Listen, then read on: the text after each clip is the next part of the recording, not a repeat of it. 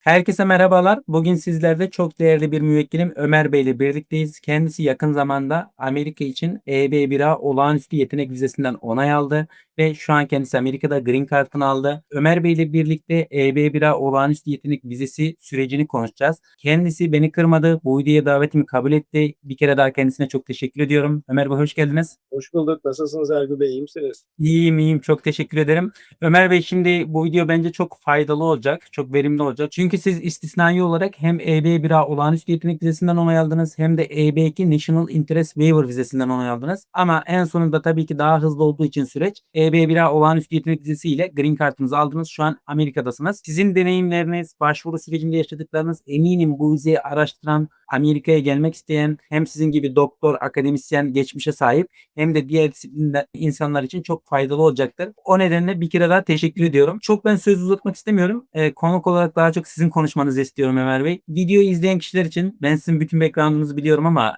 kendinizi bir tanıtabilir misiniz? Ömer Bey kimdir? Türkiye'de ne iş yapıyordu? Hangi disiplinde? Kendi geçmişinizi kısaca özetlerseniz çok mutlu olurum. Ergü Bey davetiniz için ben teşekkür ederim. İsmim Ömer Vedat Ünal. Tıp doktoruyum. Uzun yıllar tıp alanında, genel cerrahi alanında çalıştım. 2001 yılında Ege Üniversitesi'nden mezun olduktan sonra burada genel cerrahi ihtisasımı tamamladım. Daha sonrasındaki tüm akademik kariyerim de açıkçası Ege Üniversitesi'nde geçti. Ege Üniversitesi'nde ağırlıklı olarak işte karaciğer, safra yolu, pankreas cerrahisi ve karaciğer nakliyle uğraştım. Hatta bir dönem oranın karaciğer nakli sorumluluğunu yaptım. Sonrasında Amerika'ya gelme fikri açıkçası uzun zamandır hem eşimde hem bende vardı. Ailecek gelmek istiyorduk. Ailede en hızlı davranan büyük kızımız oldu. O bizden yaklaşık işte 4 sene önce burada Boston'daki Berklee College of Music'i kazanmıştı. O sene işte Türkiye'de kabul edilen 2 öğrenciden biriydi. O eğitimine burada devam ediyordu. Biz de ailecek hani onun yanına yılda 1-2 sefer gelip gidiyorduk ve açıkçası hani Amerika Birleşik Devletleri'nde birçok yer görmemize rağmen ben daha önce bir süre Texas'ta da yaşamıştım. Boston açıkçası çok hoşumuza gitti ve hani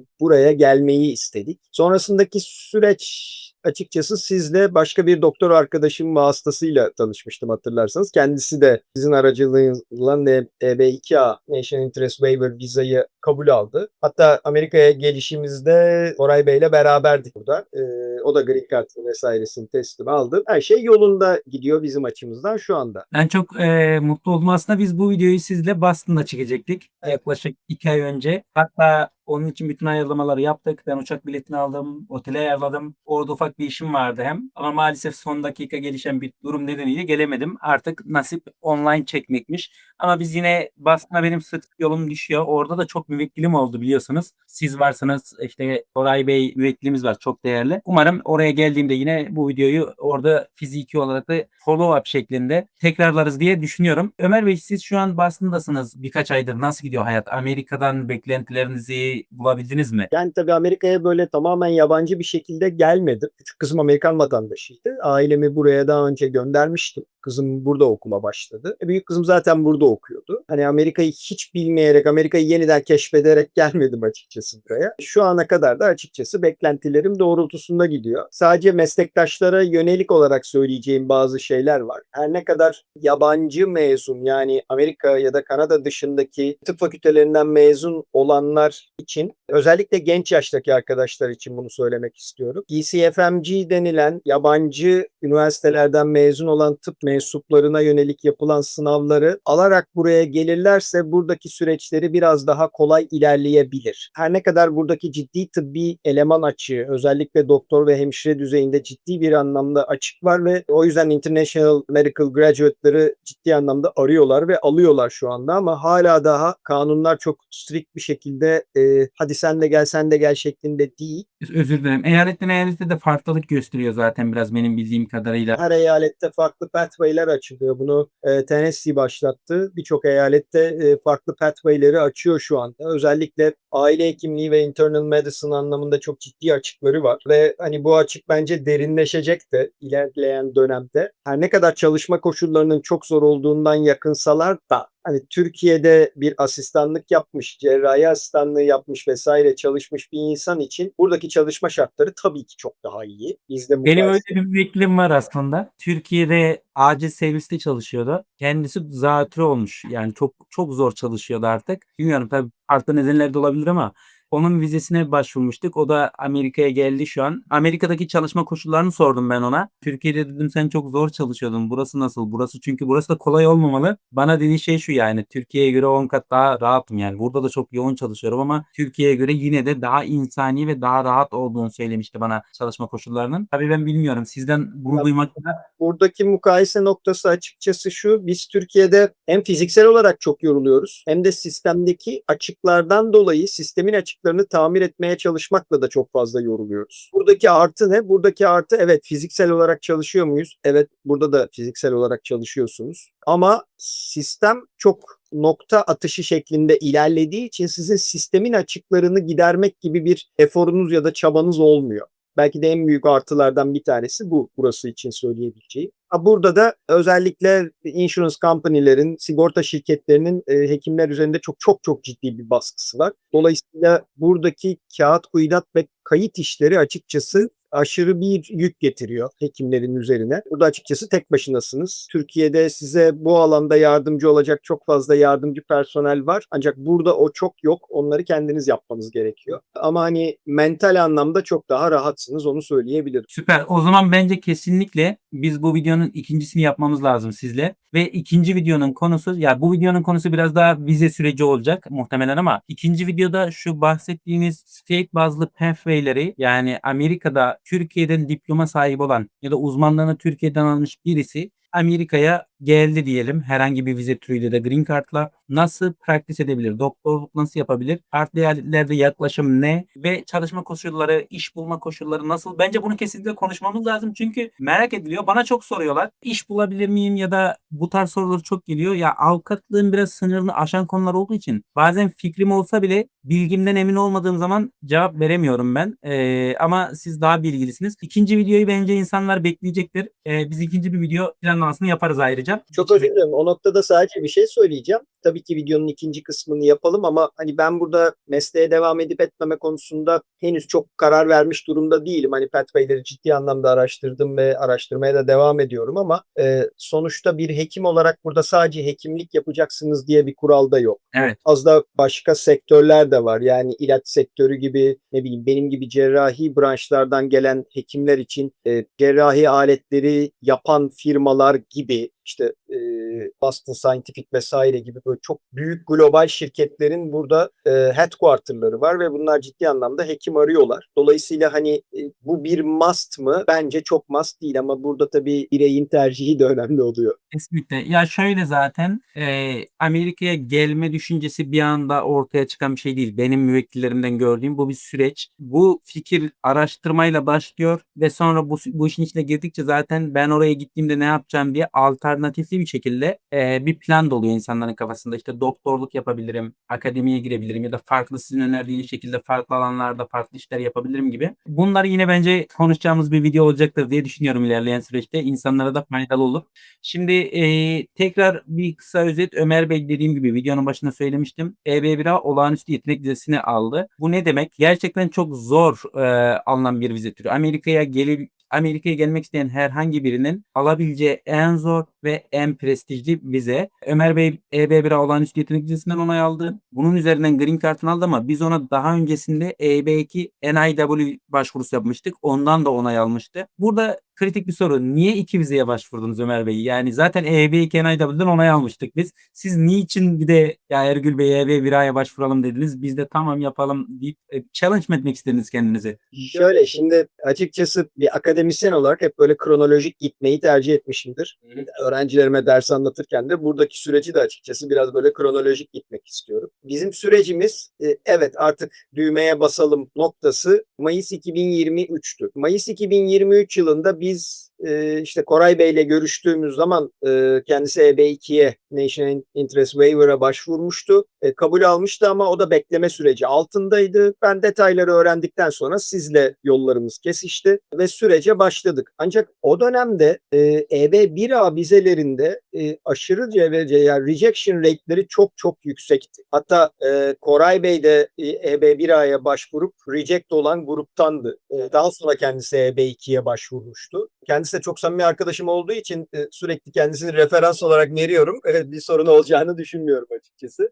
Koray Bey'den biz şey yaparız, konuşuruz uygun mu değil mi diye. Uygun derse zaten o kısımları bitlemeyiz. Şaka yapıyorum. Ben de arkadaş gibi olduk artık, kendisiyle sorun olmayacaklar. O yüzden de sizle oturup bu işi hani consulting yaptığımız zaman ya EB1'e, çünkü bizim durumumuzda bir özellikli durum vardı. O da şuydu. Sonuçta bu tip vizeler bir aileyi bağladığı için, ailedeki bütün bireyleri bağladığı için hepsinin durumunun göz önüne alınması gerekiyor. Ancak benim büyük kızımın kabul anında 21 yaşını doldurmamış olması gerekiyordu. Bu vizeden, aile bağlamındaki vizeden faydalanabilmesi için. O yüzden de herhangi bir reddedilme riskine girmemek ve o arada zaman kaybetmemek adına hatırlarsanız tamam o zaman EB2 ile bu işe başlayalım demiştik. EB2'ye başvuru sürecimiz Mayıs'ta sizle görüştükten sonra Haziran gibi tamam başlayalım artık dedik.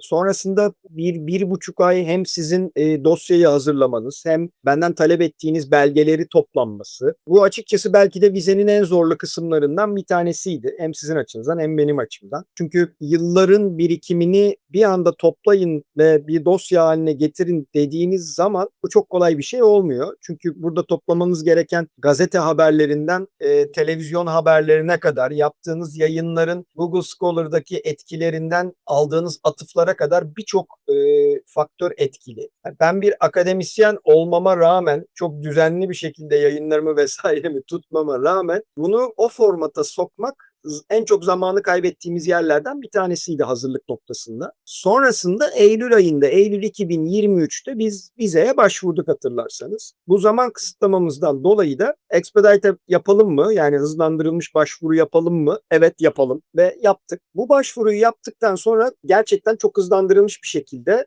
case approved onayı geldi. Başvurudan sonra 15 gün sonra ikinci haftanın sonuna doğru Almıştık şeyi ona, evet. case approved geldi. O noktada sizle konuştuğumuzu hatırlıyorum. Peki Erbil Bey dedim hani bundan sonraki süreç ne? Valla bundan sonraki süreç tamamen USCIS'in takvimi nasıl açıklayacağıyla alakalı. Konsolosluk süreci, National Vize Center'ın takvimine bağlı demiştim, aynen, vize Takvimine bülteni. bağlı. İşte o noktada bizim handikapımız devreye girdi. Amerika Birleşik Devletleri'ndeki seçim süreci. O süreci inanılmaz yavaşlattı. Normalde bize kabul geldiği zaman kabaca şeyin gelmesi bir yıldı. Takvimde görülen National Visa Center NVC'nin verdiği takvimde yaklaşık bir yıl sonra falan bizim konsolosluk sürecimiz artık aktif hale gelecekti. O priority date bize gelecekti. Ancak Eylül 2024 oldu. Ekim 2024, Kasım 2024, Aralık 2024 takvim bir türlü ilerlemiyor. Bizim de O ara ama bayağı uzun bir süre. Ben hatırlıyorum, vize bülteninde gerçekten hiç ilerleme olmadı. fırdamadı. Hiç ilerleme olmadı sizin şansınıza. İşte ben onu açıkçası birazcık buradaki seçim sürecine bağlıyorum. Çünkü bu tip olaylarda Amerika'da işler gerçekten çok yavaşlıyor. Mesela geçen aylarda da government shutdown oldu. Her şey duruyor bir anda. Hiçbir şey ilerlemiyor. O noktada Şubat ayıydı ve artık bizim önümüzde açıkçası 4 aylık bir süre vardı. Bu 21 yaşın dolmasından ve Türkiye saatiyle bir gece saatinde sizle görüştük. Erbil Bey, yani ya Herru ya Merru şu EB1A'ya başvuralım. Başka türlü gelmiyor bu tarih demiştik. Sonrasındaki süreç çok hızlı oldu. Yani çünkü öncesinde EB2'de hazır bir dosya olduğu için sizin de hani toparlamanız çok daha kolay oldu. Beni orada Hiç belge istemedik sizden. Birkaç, çok az. reference letter'lar tekrar yazıldı. O 8 reference letter tekrar yazıldı. İlave bazı belgeler yine oldu ama hani göreceli toplaması kolay şeylerdi bunlar bu sefer. Yani evet dedikten sonra biz 12 hafta civarında falan tekrar başvuruyu yaptık. Sonrasında yine expedite istemiştik. Hızlı bir service istedik. 15 gün sonra bu sefer açıkçası birazcık NVC değerlendirmek için USCIS. USCIS, özür dilerim. USCIS birazcık topa basmak istedi anladığım kadarıyla ve böyle bir gereksiz bir RFI gönderdi. Hani oldukça saçma bir RFI gönderdikleri. Ona da bir hafta içinde cevaplarımızı yazıp gönderdikten sonra zaten RFI'ye cevapları gönderdik. Tam bir gün sonra kabul dendi. Bir gün sonra aynen, çok onlar biraz bizi uğraştırmak istediler herhalde orada. Bence Yani okuyamadılar dosyayı ve zaman kazanmak istediler. biz RFI'yi hazırlayıp gönderdik bir hafta içinde. Bir gün sonra da hemen 24 saat bile olmamıştı. Kabul geldi. Sonra tekrar işte current'tı. Takvim current'tı. MVC'deki takvim current'tı. Ama süreç bir türlü yine de çağrılmıyoruz derken Mayıs ayının işte sonuna doğru Haziran'ın 10'una geldi. Randevu geldi. Tabii randevu geldikten sonra Ankara'ya gidiyorsunuz. Önce bir health check yapılıyor. Bütün aileden bahsediyorum. Health check'ten bir gün sonra da konsolosluk gittik. Görüşmesine gittik. Konsolosluk görüşmesinde başlangıçta birazcık moralimiz bozuldu açıkçası. O da şu yüzden. Şimdi Ankara'daki Büyükelçiliğe girdiğiniz zaman bir non-immigrantlar bir de immigrantlar diye böyle ikiye ayrılıyor. Ancak dosya teslimleri bir ortak alandan yapılıyor yeni Büyükelçilikte. İsmimizi anons ettiler. Gittik biz dosyayı teslim ettik ve bekliyoruz çağrılmayı. O sırada sürekli bir non-immigrant tarafına kişiler gidiyor ve giden kişilerin yarısı red oluyor. Red'le geri çıkıyor. Sürekli reject oluyor. Sürekli hatta büyük kızım ya bir dakika ne oluyor falan böyle bir olduk. Tedirgin olduk. Ya kızım dedim ben bu bambaşka bir şey. Immigrant viza çok başka bir şey. Neyse sonra biz arkaya geçtik ve inanın hani oradaki bizim mülakatımız 3 dakika falan sürdü herhalde. Ben şimdi onunla ilgili bir soru soracağım. Bu bana çok geliyor. Müvekkiller bunu çok soruyorlar bana. İlk başta da soruyorlar. Onay aldıktan sonra da mülakat bekleyen kişiler genelde bu soruyu soruyor. Onay aldık. Konsolosluk mülakatına çağrıldık. O süreç nasıl? İşte orada dosyamla ilgili bana bütün soruları soracaklar mı? Amerika'da ne yapacağımı soracaklar mı? Beni çok köşeye sıkıştıracaklar mı diye. Bana çok soru geliyor. Ben bunu cevaplıyorum ama sizden şimdi duymak istiyorum. Nasıldı interview süreci, mülakat süreci? Interview sürecinde dediğim gibi yani 3 dakika falan sürdü interview. Aslında hani benim öngörüm bu. Öngörüm demeyeyim, düşüncem bu. Siz oraya interview'a gittiğiniz zaman sizin için zaten %99,99 karar verilmiş vaziyette. O sadece bir formaliteden ibaret gibi görünüyor oradaki interview süreci. Ben yine de hani çalışkan öğrenci olarak başvurduğum dosyadaki intended work plan'i mutlaka okuyarak gitmiştim. Çünkü benim değerlendirmeme göre orada beni köşeye sıkıştırabilecekleri en belirgin nokta intended work plan'dı. Kardeşim sen tamam olağanüstü yetenek vizeden onay almışsın. Aman Tebrik ederim. Amerika'da ne yapacaksın? Ya da bu soru gelebilir. Yani şöyle ya gerçekten kendi dosyana ne yapmak istediğine hakim misin? Memur belki en azından bunu görmek isteyebilir. Ya bu kadar hazırlık zaten yeter. En hani uç noktada yapılması gereken şey o. Ama bize sorulanı söyleyeyim. Bizim yaşadığımızı söyleyeyim. Eşim, ben, büyük kızım. Küçük kızım Amerikan vatandaşı, o gelmedi zaten sürece. Cama yaklaştık. İşte ne iş yapıyorsun dedi. Anlattım böyle general surgery, professor of surgery, liver transplantation vesaire vesaire. Kızıma döndü, sen ne yapıyorsun dedi. Ben de işte Berklee College of Music'te okuyorum. İşte senior oluyorum bu sene vesaire. Aa süper okul falan. Peki. Bana tekrar döndü. Daha önce yurt dışında yaşadın mı dedi. Evet dedim. 3 ay kadar Texas'ta gözlemci olarak bulunmuştum. 3 ay Texas'ta yaşadım. 3 ayda yine gözlemci olarak İngiltere Cambridge'de yaşamıştım dedim. Tamam peki dedi. We need your skills. Welcome to United States dedi. Eşim hatta diyor, bana hiçbir şey sormadı falan diyor. Ben bir şey dedim. Bir dakika susabilir miyiz lütfen? Bu kadar kolay kimse beklemiyordu yani. Ben de beklemiyordum açıkçası. Hani ben bir gece evvel çünkü intended work planı şöyle bir gözden geçirdim. Ya tabii ki söyleyeceklerim orada vardı ama Aslında o beklediğin soru gelmeyince de eksik hissediyorsun. Yani niye aynen öyle. soruyor? Ne güzel hazırlanmıştım. Bir soru gelse şöyle bir içimi döksem, para yüklemesini yapacağım. 1000 sayfaya yakın başvuru gönderdim 2 kere. Yani şunları bir anlatsam istiyorsun değil mi? Tabii canım, eşim işte dedi ya, bana hiçbir şey sormadı. Bir dakika, bana niye bir şey sormuyor demeye başladı benim yanımda. Yani bizim sürecimiz bu şekilde oldu.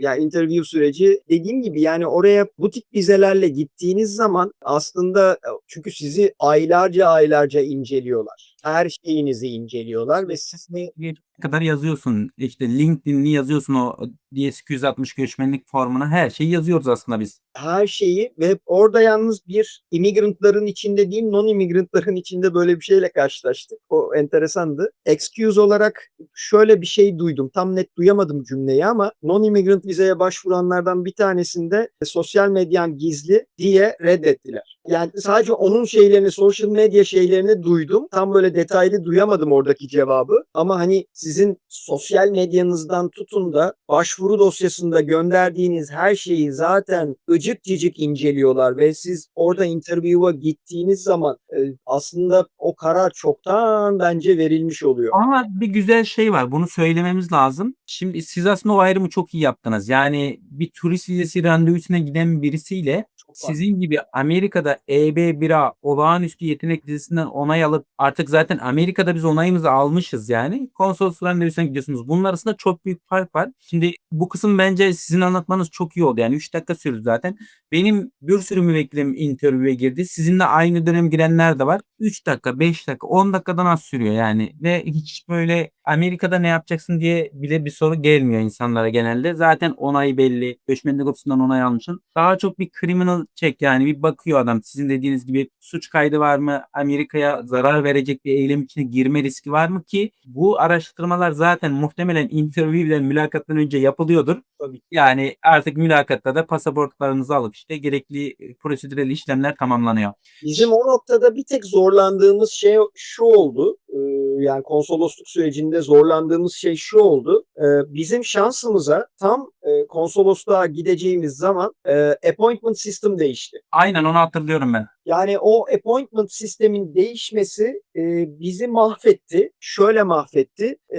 Konsolosluktakiler de sistemin ne olduğunu bilmiyorlar. Onlar da adapte olamamışlar. Dosyaların gönderilmesi, şeyin gelmesi vesaireyi o sistem üzerinden giriş yapmanız gerekiyor. Ancak sistem o kadar kötü ki hiçbir şekilde giriş yapamıyorsunuz ve biz kayınbiraderimle beraber yaklaşık 2 gece sizin de meslektaşınızla beraber telefonda yani inanılmaz bir 2 geceydi o. Tamamen sistem hatası. Yeni sistemde ilk interview'e giren müvekkilimiz siz oldunuz. Sizin interview tarihi verilmeden yaklaşık bir hafta önce mi ne? O ara ya da aynı hafta sistem değişti. Ve dediler ki buradan ilerleyeceksiniz. Yeni sistem üzerinden artık. Biz de hiç daha önce yapmamıştık. Kabus. Kontrolsüz iletişime geçiyoruz. Onlar da bilmiyordu ama neyse ki sorunsuz hallettik o süreci. Şimdi şeye döneyim. Çok uzatmak istemiyorum. Yarım saate yakın oldu. Bayağı da sohbet çok güzel gidiyor ama bence. Şimdi siz bütün süreci çok güzel özetlediniz bence, her şeyi, nasıl başvurduğumuzu, ama EB-1A olağanüstü yetenek vizesine başvurdunuz. EB-2 National Interest Waiver vizesine başvurdunuz. Bu süreci birlikte takip ettik. Bunları siz de çok iyi araştırmıştınız, bu iki vizenin şartları neler diye. Kabaca şeyi sorayım, yani sizce yani iki vizeden de onay alan birisi olarak bu iki vize arasındaki fark ne ve bu vizeyi araştıran insanlar EB-1A'yı neden tercih etmeli ya da EB2 National Interest Waiver'ı neden tercih etmeli? İnsanlara bir tavsiyeniz olur mu bu konuda? Endpoint olarak baktığınız zaman aslında ikisi arasında bir fark yok. Yani endpoint anlamında baktığınız zaman ikisinin de sonu green card'la bitiyor. Yani endpoint'te bir fark yok. Fark ne? Fark süreçte ve başvuru kriterlerinde bence. EB1A için açıkçası biraz daha akademisyen yönü kuvvetli bir dosyaya ihtiyacınız oluyor. Çünkü başvuru kriterlerinin içinde ya işte Oscar gibi ya da olimpiyat madalyası vesaire gibi bir şey almış olmanız, Nobel vesaire gibi bir şey almış olmanız gerekiyor. Ya da bir Section B var, orada 10 tane kriter var. O 10 kriterden 3'ünü tutturmanız gerekiyor. EB1A için. Onu sistemden MVC'nin şeyinden görebilirler. Başvurmak isteyenler detaylı inceleyebilirler. YouTube videom da var, onu da izleyebilirsiniz ayrıca. Yani evet, öyle bir referans da verebiliriz. Gazete, medya görünürlüğü vesaire vesaire gibi bazı kriterler var. National Interest Waiver'da bu çok daha basit. EB1A'ya göre çok daha basit. Burada sizin şunu düzgün bir şekilde anlatmanız gerekiyor. Bu da avukatlık başarısı işte bizim. Evet, bu adam Amerika'ya gelecek ve Amerika'nın ulusal menfaatlerine hizmet edebilecek potansiyeli olan bir adam. EB2'nin en temel noktası bu. EB1'deki olay biraz daha farklı. EB1'in avantajı ne? EB1'deki o MVC'nin açıkladığı o tarih aralığı current durumda duruyor her zaman. Yani Deme yok. Onay aldıktan sonra ertesi altını geliyor. Amerika'daysan da direkt Green Card'a başvurabiliyorsun ya da işte Türkiye'deysen de muhtemelen kısa bir süre içerisinde konsolosluk randevu sürecin daha hızlı bir şekilde gelmiş oluyor. Ama siz çok güzel bir şey dediniz. Yani EB1'e çok hızlı gidiyor. Ya çok ben Amerika'ya gidecek olsam diyelim hani ben bu vizeyi araştıran biri olsam muhtemelen bir an önce gideyim abi yani planımı ona göre yapayım isterim. İnsanlar da o yüzden EB1'e yönelmek istiyorlar ama şunun altını çok iyi çizmek lazım. EB1'den onay almak çok çok çok daha zor. EB2 Nation Test Waiver'a göre. O yüzden de o değerlendirmeyi iyi yapmak lazım bence. Bize şöyle bir şey de oldu. EB1A'ya kabul geldi. Biz Amerika'ya giriş yaptık. Amerika'ya giriş yaptıktan sonra tam birinci haftada sosyal güvenlik kartlarımız geldi ki bunları hani başvuru sürecinde size soruyorlar. Elden şeye mi hangi adrese gönderelim ya da şöyle mi yapalım böyle mi yapalım diye. Biz giriş yaptık. Tam birinci haftada SSN kartlarımız geldi. Tam birinci ayda da green kartlarımız verdiğimiz adrese postayla geldiler. Burada ilginç bir şey daha oldu. SSN kartlarımızın geldiği gün National Visa Center'dan ben bir mail aldım. Hatta Ergül Bey'le o dönemde yazışmıştık. Benim SSN kartım geldi. Green kartım gelmek üzere artık. EB2 vizenizi appointment tarihi gelmiştir diye. Siz artık Amerika'da green kartınızı almışsınız. Aynen. Herhalde koyu dark green kart verecekler diye düşündüm ben artık. İyi de şey yapınca. Sonra onu National Visa Center'a bir mail attık. Ya İnsanlar bir green card almak için çok zorlanıyor. Siz belki 2 tane alabilecektiniz. aynen. Ben Yani başvurdum ben. O geldi. aynen.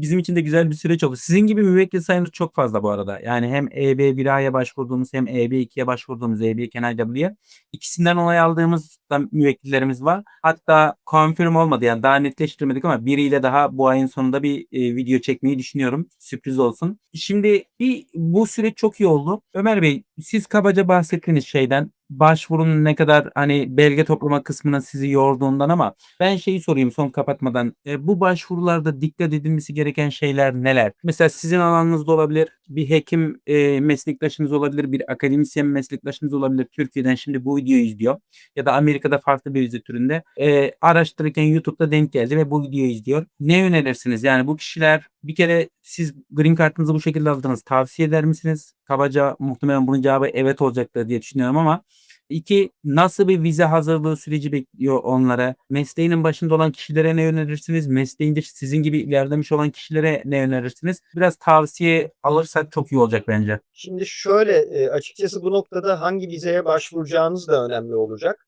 Mesleğin çok başındaki bir kişinin EB1A üzerinde ısrarcı olması hayal kırıklığıyla sonuçlanma olasılığını bir parça yükseltir. Çünkü EB1A için biraz daha donanımlı ve tabiri caizse dosyanın dolu, çantanın dolu olması gerekiyor EB1A'ya başvurabilmek için. EB2'de buraya faydanızı kanıtlayacağınız şeyler olabiliyor. Özellikle hekim arkadaşlara, yeni hekim arkadaşlar için söyleyeceğim bu EB2A sürecine başlayacaklarsa bu süre zarfında mutlaka işte OET gibi, Occupational English Test gibi ya da ECFMC'nin Step 1, Step 2'li, Step 1'ini özellikle hani geçmelerini tavsiye ediyorum. Bu noktada bu tip vizeler yani Green Card çok önemli bir şey. Şu sebepten önemli. Çünkü bu yeni hükümetin burada aldığı bazı kararlar gereği artık bu eskiden sponsorship üzerinden şirketlerin çalışanlara ödediği bedeller inanılmaz arttırılmış vaziyette. 100 bin dolarlara buldu. H1B ile ilk defa Türkiye'den biri gelmeye kalksa 100 bin dolar ödenmesi gerekiyor. Ya artık imkan. Bir şirket şey yapmıyor. Amit puanları ya da vize uzatacakları etkilemiyor şu an için onu söyleyeyim de yanlış bilgi de vermiş gibi olmayalım. Buradan Aynen ilk defa bu vizeyi alacak konsolosluk üzerinden kişileri etkiliyor. Ama değişebilir kanunlar.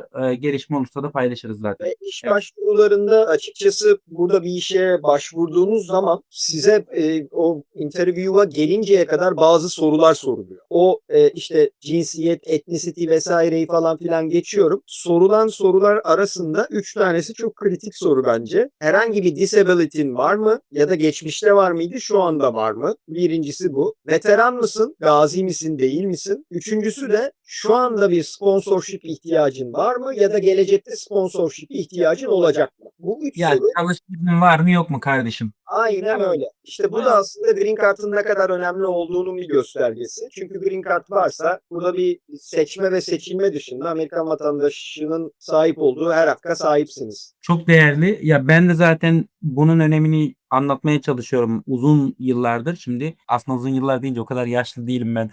Son birkaç yıldır diyeyim o zaman. Yanlış şey de vermek istemiyorum. Çok yaşlı da gözükmek istemiyorum şimdi. Ya ben bazen şöyle diyorum da bu videoda bunu desem mi demesem emin değilim. Toplantılarda bazen. Belki keserim.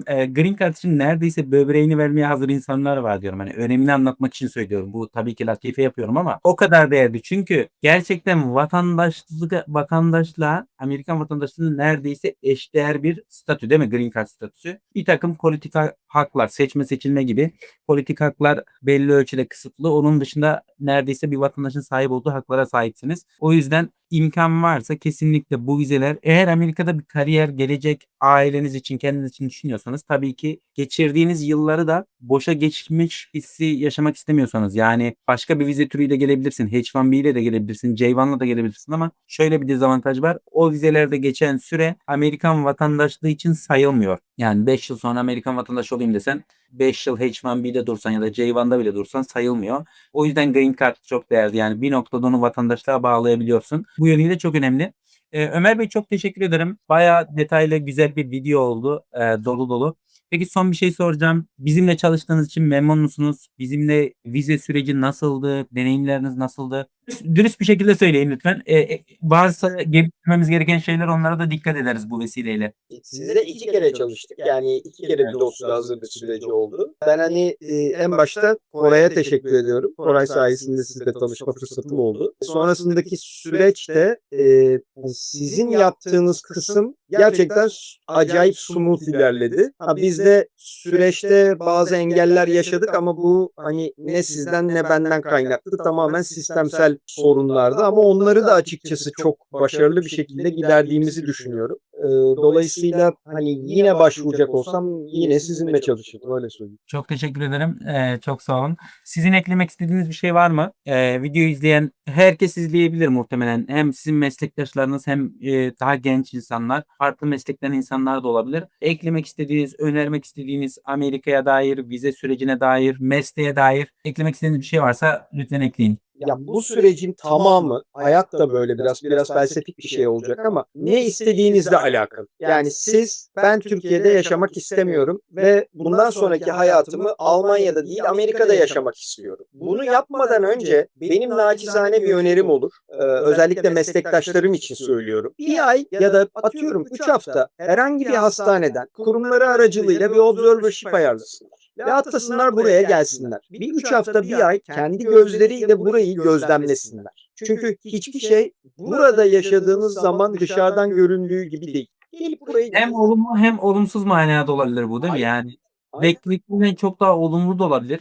belki çok olumsuz bir şey çıkacak ve Belki kapınızı atacak tamamen. aynen öyle. Dolayısıyla bence gelip yerinde görmenin böyle bir avantajı olur. Ne istediğinizle alakalı bir şey. Benim sürecim burada açıkçası, ben artık 50 yaşıma geldim. Hani mesleğe devam edip etmeme konusunda da biraz kafamda benim de çok tereddütlerim olduğu için. Şu anda İCFM sınavlarına çalışıyorum. Meslek derken pratisyen olarak, pratikte hekim olarak, yoksa belki akademik kariyer falan düşünüyorsunuz. Tabii. Yani pratik olan, sahada pratik genel cerrahi yapmak anlamında söylüyorum bunu. O yüzden de ben mesela şu anda Life Sciences'ta executive olma konusunda Harvard'da bir programla ilerliyorum.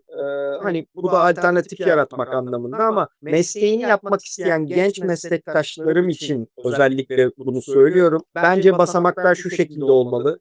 Burada bir observership ayarlayıp gelip burada 15 gün, 1 ay, 2 ay, 3 ay benim daha önceden yaptığım. Böyle imkanlar var değil mi? Mesela Türkiye'de yeni mezun olmuş bir doktor ya da uzmanlığını yeni bitirmiş biri var. Amerika'dan bu tarz bir internship ya da bir gözlemci olarak gelme imkanı var mı? Nasıl yapabilir bunu? Tabii ki. Yani ben bunu kendi meslek hayatımda 2 kez yaptım. Birincisinde genel cerrahi asistanıydım. 2004 yılında İngiltere'deki Cambridge'deki Edinburgh Hastanesi'ne gittim ve 3 ay orada çalıştım gözlemci olarak. Bence bu kıymetliydi. Ben mesela hani İngiltere'de doktorluk yapmak istemediğimi anladım. Çünkü orada sistem oldukça kötü. Oldukça kötü. Bu da bir avantajdır. Bir şeyin negatif çıkması da bence bir artıdır. En az Sonrasında sizin açınızdan bir vakit kaybı olmuyor. Yani gidip mesela şey değil. Nereye olursa gideyim, İngiltere çok iyi gideyim mesela. Sizin özelinizde söylüyorum. Bu arada benim İngiltere'de de doktor müvekkillerim var. Memnun olanlar var. O ayrı bir hikaye var. Sizin açınızdan mesela belki havasını beğenmediniz. Belki sistemi beğenmediniz. Ama yerinde gözlemleyip doğru kararı vermek. Yani şu an Amerika mesela doğru olduğu için Amerika'dasınız. İkinci kez de mesela Texas'taydım. 2013 yılında da Texas'taydım 3 ay. Ha mesela şunu da gördüm. Ben mesela Amerika'ya gelecek olursam Texas'ta yaşamam. Çünkü hani Texas bana uygun değil. Aynen. Amerika çok büyük bir kıta.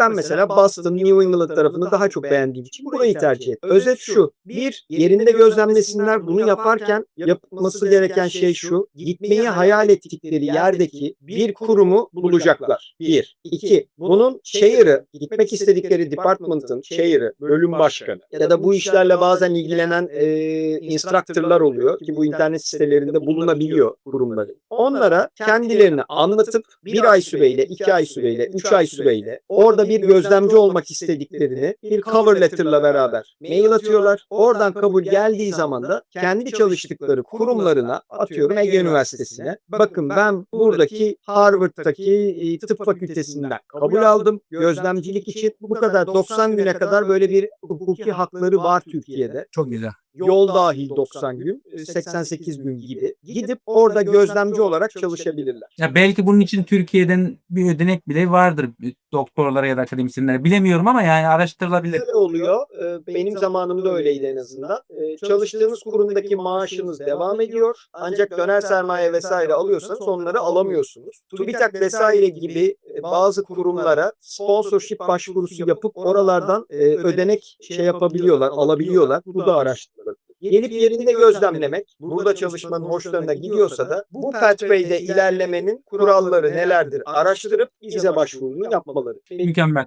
Bence çok güzel bir tavsiye. Hem mesleki anlamda gelip gözlemlemek hem de Amerika'daki yaşam sana uygun mu? Buradaki kültürü birazcık yerinde görmek. Çünkü gerçekten ben biliyorsunuz hem İngiltere'de hem Amerika'da bu işi yapıyorum. İki ülkeye de müvekkillerim de oluyor. İki ülkenin sistemini de yakından biliyorum. Çok farklı. Yani İngiltere sistemine alışmış birini Amerika'ya koyduğumuzda ya da Amerika sistemine alışmış birini İngiltere'ye koyduğumuzda zorlanır yani. O yüzden hem hayat anlamında, sosyal hayat anlamında hem mesleki anlamda böyle bir imkan varsa öncesinde yapmak kesinlikle benim de tavsiye ettiğim şey insanlara. Bayağı verimli bir video oldu. Bize başvuru sürecini konuşacağız dedik ama başka şeyler de çok güzel konuştuk. Umarım faydalı olur. Çok çok çok teşekkür ederim. Bir kez daha tebrikler vize başarılarınızdan dolayı.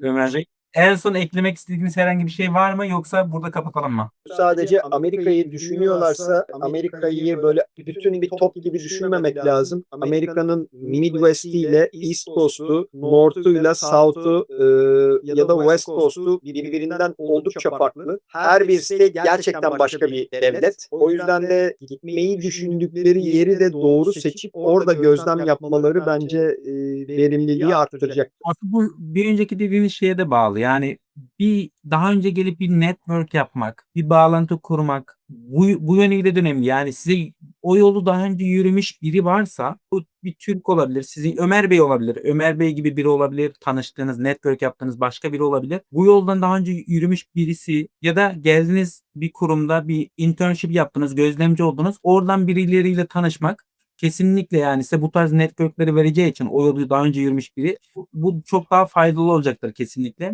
Bu sizin dediğiniz gibi yaşayacağı eyaletten hatta yaşayacağı şehre kadar ve çalışacağı kuruma kadar bir başlangıç fikri vermesi için bence de önemli. Çok teşekkür ederim. Videoyu izleyen herkese umarım faydalı olmuştur. Ömer Bey'e gerçekten teşekkür ederim. Bizimle hem vize başvuru sürecindeki deneyimleri hem Amerika'daki hekimlik, doktorluk sürecine ilişkin düşüncelerini paylaştı. Çok güzel tavsiyelerde bulunduğunu düşünüyorum. Bu vizeyi araştıran ya da genel olarak Amerika'ya gelip kariyerine burada devam etmek isteyen kişilere faydalı tavsiyeler bulunduğunu düşünüyorum. Eğer EB1A olağanüstü yetenek vizesini araştırıyorsanız ya da EB2 National Interest Waiver vizesini araştırıyorsanız, bu vizelere başvurmayı düşünüyorsanız ve bu vizeler uygun olup olmadığınızı merak ediyorsanız bize güncel ve detaylı bir CV'nizi e-mail olarak atabilirsiniz. CV'nizi inceledikten sonra Bu vizelere uygun olup olmadığınızı inceliyoruz. 24 saat içinde size gerçekçi bir dönüş yapıyoruz. Eğer bu vizelere uygun olduğunuzu düşünürsek sizinle hemen vakit kaybetmeden ücretsiz bir online görüşme yaparak hem başvuru sürecini hem sizin özel durumunuzu ve Amerika rotanızı birlikte çiziyoruz. Dediğim gibi eğer bu vizelere başvurmayı düşünüyorsanız ya da uygun olup olmadığınızı merak ediyorsanız bizimle iletişime geçebilirsiniz. Müvekkillerimde video serisi yapacağım. Yaklaşık 8-10 tane müvekkilim sıcak baktılar video yapmaya.